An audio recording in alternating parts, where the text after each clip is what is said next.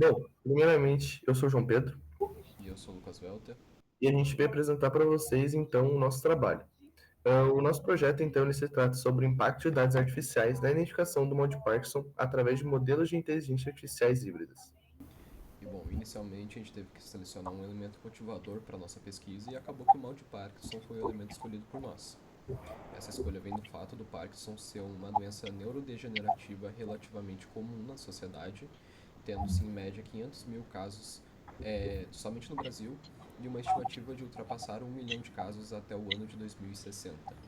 Agora, no âmbito clínico, imagens de ressonância magnética são amplamente utilizadas por conta da sua maior praticidade para analisar o cérebro humano. Porém, alterações sutis causadas pela doença podem passar despercebidas ao olho humano, e é nesse ponto em que entram ferramentas como as inteligências artificiais. A nossa pesquisa busca comparar resultados para fornecer subsídios para desenvolvimento de ferramentas mais robustas, tanto para a identificação quanto para o acompanhamento da doença. Em outras palavras, a gente busca comparar resultados para analisar e avaliar o impacto de diferentes técnicas de data augmentation, que a gente vai abordar mais para frente, na precisão final de um modelo de inteligência artificial híbrido. E bom, então, como o Veltor acabou comentando, a gente acaba utilizando uma técnica denominada denomination. Essa técnica, então, consiste em basicamente a gente criar variações de uma imagem original. No exemplo, a gente possui a imagem de um gato. Se a gente pega e tira foto desse gato, a gente basicamente está criando uma imagem original, né, que foi a gente que fez. E com o sistema, então, a gente consegue, a partir dessa imagem, criar variações dessa mesma imagem, tornando, então, fazendo, né, no caso, imagens artificiais que seriam basicamente imagens novas. No exemplo, então, a gente pode basicamente inverter a imagem, se a gente quiser, a gente pode rotacionar ela, colocar, então, um contraste, um zoom, e cada transformação que a gente aplica acaba gerando uma imagem nova. E essa técnica consiste em basicamente duas coisas: criar, vamos dizer assim, um aumento de dados, né, que a gente vai conseguir criar várias novas imagens a partir de uma mesma, e também generalizar o nosso sistema. Porque, basicamente, quando a gente acaba, então, colocando imagens de diferentes padrões, o sistema ele busca não apenas decorar o que está sendo dado a ele, mas sim tentando aprender o que realmente ajuda na identificação de tal forma, tal doença. E isso então acaba ajudando ao sistema ele não, vamos dizer assim, acabar decorando o que está sendo exposto a ele. Bom, aqui a gente tem um exemplo prático de como que funciona essa técnica. Na esquerda a gente tem uma fatia de um exame extraído diretamente do nosso banco de dados, e na direita a gente tem uma dessas imagens artificiais que foi gerada a partir dessa original. Para a gente, essa imagem da direita ela consiste basicamente da imagem da esquerda, que foi espelhada e com um contraste um pouco mais alto.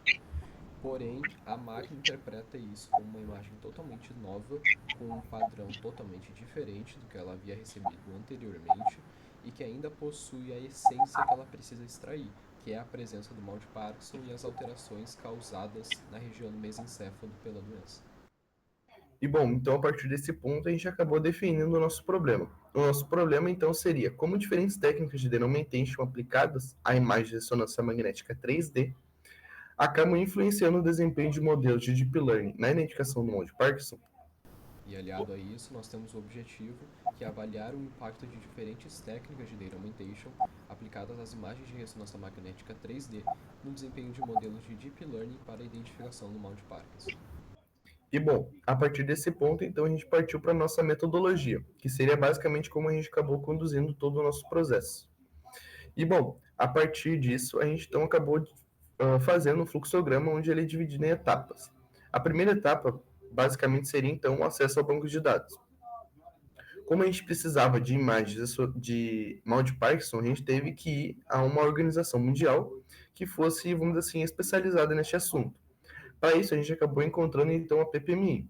E nessa PPMI, nessa organização, a gente acabou tendo acesso ao banco de dados e nele a gente obteve 126 imagens para o grupo de controle e 564 imagens para o grupo de Parkinson.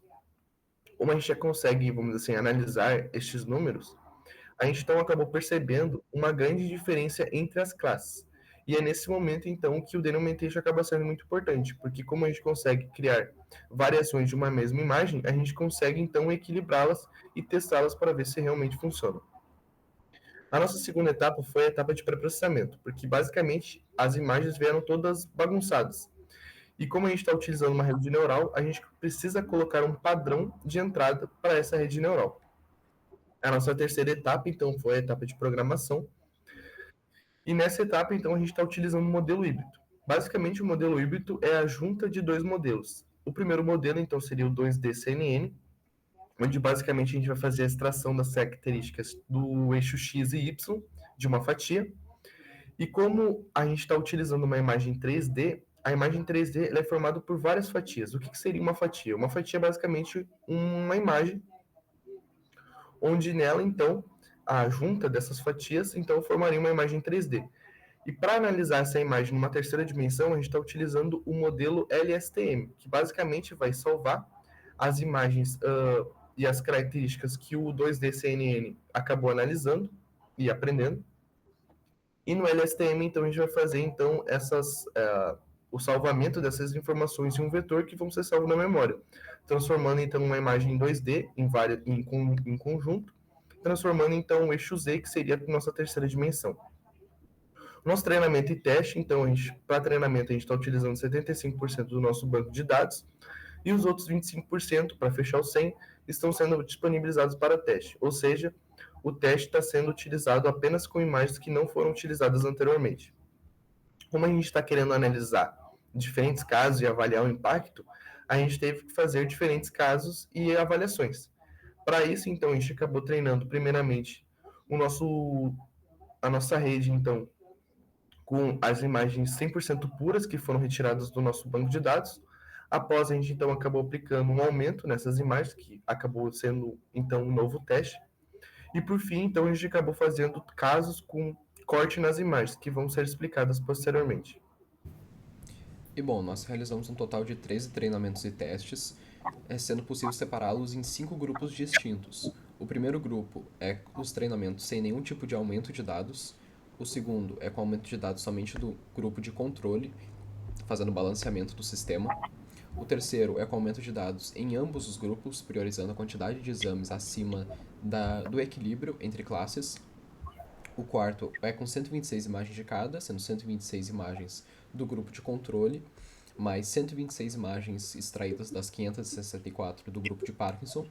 E por fim, testes e treinamentos com 500 imagens de cada, sendo 126 imagens puras do nosso banco de dados e 374 imagens artificiais, para completar as 500.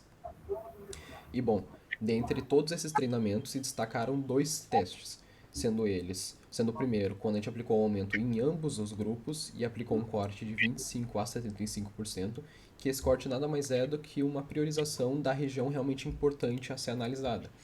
Como o mal de Parkinson ele afeta a região do mesencéfalo, que é uma região central do cérebro, não tem por que a gente analisar as regiões externas como as próximas às orelhas, por exemplo. São regiões irrelevantes para o diagnóstico do mal de Parkinson. Bom, sendo feito essa limitação, então, a gente conseguiu atingir a maior precisão dentre todos os treinamentos, sendo dessa vez de 91,25%. E, bom, a gente imagina que isso deve acontecer, pois ao limitar a região a ser analisada pelo sistema, a gente consegue fornecer mais dados sem cair num caso de sobreajuste, overfitting.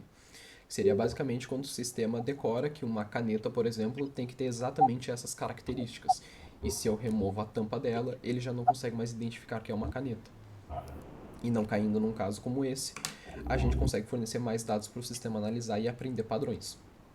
Porém, outro caso que também se destaca é quando a gente aplicou o aumento de dados somente na classe do controle e delimitou ainda mais a região a ser analisada, sendo dessa vez de 35% a 65%, em que a gente obteve uma precisão um pouco mais baixa comparada com o caso anterior, mas a gente obteve um equilíbrio melhor entre as precisões individuais, sendo dessa vez de apenas 3 pontos percentuais de diferença, coisa que no treinamento anterior era de 23 pontos percentuais.